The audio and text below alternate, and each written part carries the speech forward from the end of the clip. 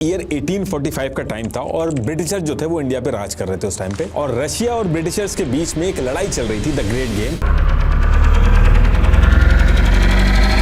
इस लड़ाई में ब्रिटिशर्स को डर था कि रशिया अपनी एक्सपेंशन पॉलिसी के चलते कहीं तिब्बत और ये जो सिख डोगरा एम्पायर है इन एरिया में अपना इन्फ्लुएंस ना बना ले, उससे बहुत ज्यादा दिक्कत हो जाएगी ब्रिटिशर्स को। तो यहां से ब्रिटिशर्स डिसाइड करते हैं कि ये जो नॉर्दर्न बाउंड्री है, यानी कि जो लद्दाख वाला एरिया है, उसको सिक्योर करना बहुत जरूरी होगा, वहां पे अपना इन्फ्लुएंस बनाना होगा, वरना रशिया का इन्फ्लुएंस वहां पे बढ़ जाएगा। अब इस चीज को ध्यान में रख के ब्रिटिशर्स क्या करते हैं, 11 दिसंबर 1845 को लद्दाख में जो सिख एम्पायर था इस पे अटैक कर देते हैं, और अटैक करने के बाद अपने हिसाब से सारे एग्रीमेंट वगैरह साइन करा लेते हैं, हर एक चीज अपने फेवर में कर लेते हैं। अब यहां से ब्रिटिशर्स का इन्फ्लुएंस इस पूरे एरिया में आ गया था। अब इसी टाइम पे गुलाब सिंह जो थे उन्होंने 75 लाख रुपए ब्रिटिशर्स को दिए, और ये जो कश्मीर वाला जो एरिया था उसको खरीद लिया और कश्मीर के राजा बन जाते हैं वो।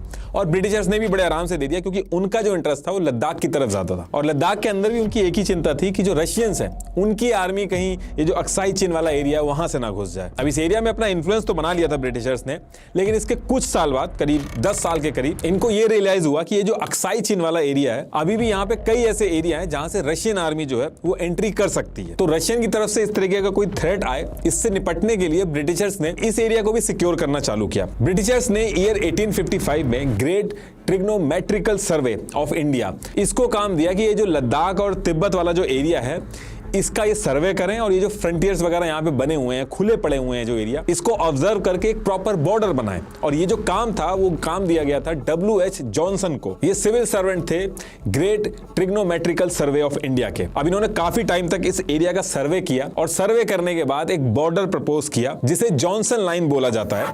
आज जो इंडिया लाइन मानता है वो जॉनसन लाइन ही मानता है। ये जो पूरा मैप है इंडिया का, ये जॉनसन लाइन से ही बना है। अब अंग्रेजों ने जब ये बॉर्डर बनाया था तो किसी से पूछा नहीं था, उन्होंने अपने हिसाब से लद्दाख वाले एरिया में ये बॉर्डर बना दिया था, और जितने भी स्ट्रेटेजिकल पॉइंट्स थे उनको बॉर्डर के अंदर रखा था। और ये सारी चीजें करने के बाद तिब्बत और चाइना को एक लेटर लिखा, और उसके अंदर एक मैप जो था उसके अंदर बाउंड्री बना के ये उनको सेंड कर दिया। उस टाइम पे चाइना का रिस्पॉन्स आया था, the territory has its ancient frontier, it was needless to establish any other. ये जो आज की डेट में आप इंडिया का मैप देखते हैं, ये इधर ये पूरी जॉनसन लाइन है। अब अंग्रेजों ने ये जो वेस्टर्न बॉर्डर था, जो अक्साई चीन वाला जो एरिया था, यहाँ पे तो बॉर्डर बना लिया था, लेकिन सिक्किम की तरफ भी कई ऐसी जगह थी जहां से रशियंस की इंडिया के अंदर एंट्री हो सकती थी, और इसके भी जो बॉर्डर थे वो दूर दूर तक खुले थे, अनडिफाइंड थे। तो यहां पे भी ब्रिटिशर्स ने 17 मार्च 1890 को ब्रिटिशर्स ने चाइना को बुला के एक कन्वेंशन किया, और ये जो गैमो चेन माउंटेन से ये नेपाल तक की ये जो लाइन जा रही है, इसको ऑफिशियली चाइना के साथ बैठ के सिक्योर कर दिया, और इसको चाइना ने भी मान लिया। तो देखिए, इंडिया चाइना का जो बॉर्डर है वो 3 सेक्शन में डिवाइडेड है। एक तो ये अक्साई चीन वाला वेस्टर्न बॉर्डर है, दूसरा ये है मिडिल सेक्टर, और तीसरा ईस्टर्न सेक्टर जिसमें सिक्किम और अरुणाचल प्रदेश आते हैं। तो अब अगर हम इन तीनों सेक्शन को देखें तो जो वेस्टर्न सेक्टर है, यहाँ पे तो अंग्रेजों ने अपना जॉनसन लाइन बना दी थी, लेकिन चाइना ने इसमें अपना डिसएग्रीमेंट दिखाया।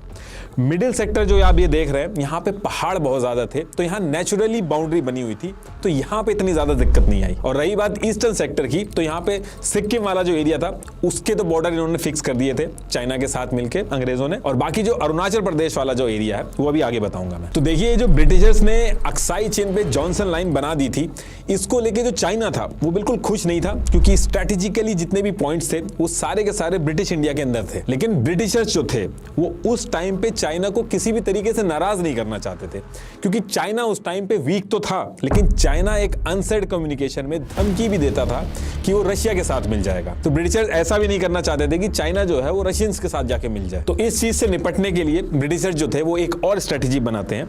ईयर था 1899, और इस टाइम पे ब्रिटिशर्स एक रिवाइज लाइन प्रपोज करते हैं।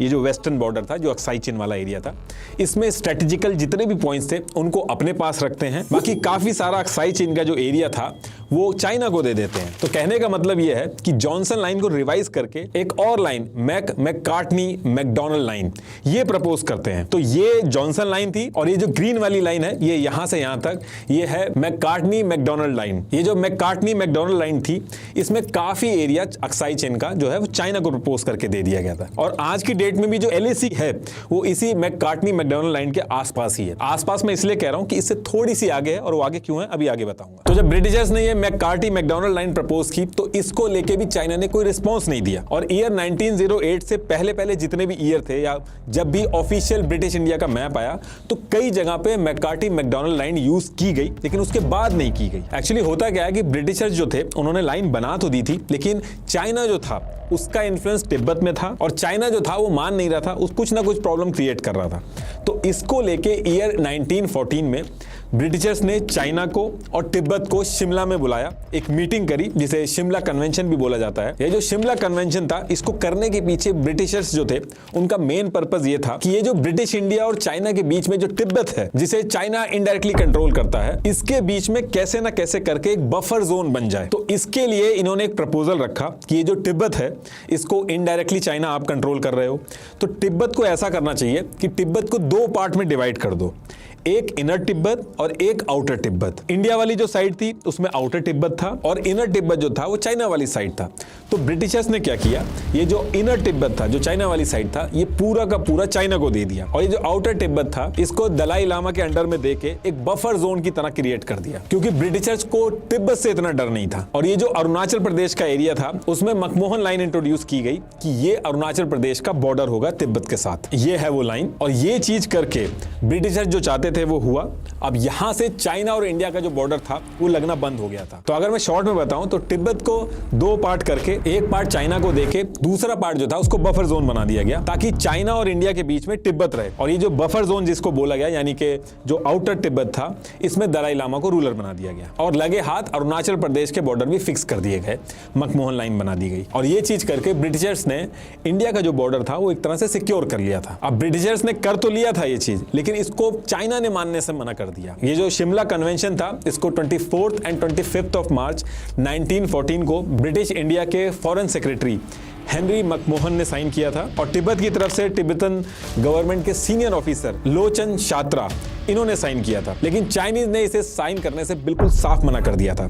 चाइना ने कहा कि ये कोई बफर जोन नहीं होगा, पूरा तिब्बत हमारा है, हम आधा नहीं लेंगे। और इधर से अंग्रेजों का कहना था कि जो तिब्बत की बाउंड्री है उसका फैसला तिब्बत करेगा, चाइना नहीं करेगा। और तिब्बत ने साइन कर दिया तो ये एग्रीमेंट वैलिड है, फिर चाहे चाइना इसको साइन करे या ना करे। और जब ये चीज हो जाती है तो चाहे कोई ऑफिशियल डॉक्यूमेंट हो, नेशनल और इंटरनेशनल फोरम पे ऑफिशियल मैप दिखाना हो, हर जगह पे ब्रिटिश इंडिया के अंदर ही अक्साई चीन को दिखाया जाता है। यहां तक कि चाइना भी अक्साई चीन को अपने ऑफिशियल मैप में नहीं दिखाता था। हिस्टोरियन रामचंद्र गुहा की एक बुक है इंडिया आफ्टर गांधी, उसके अंदर भी ये चीज मेंशन है कि चाइना ने अपने ऑफिशियल मैप तक में अक्साई चीन को नहीं दिखाया था।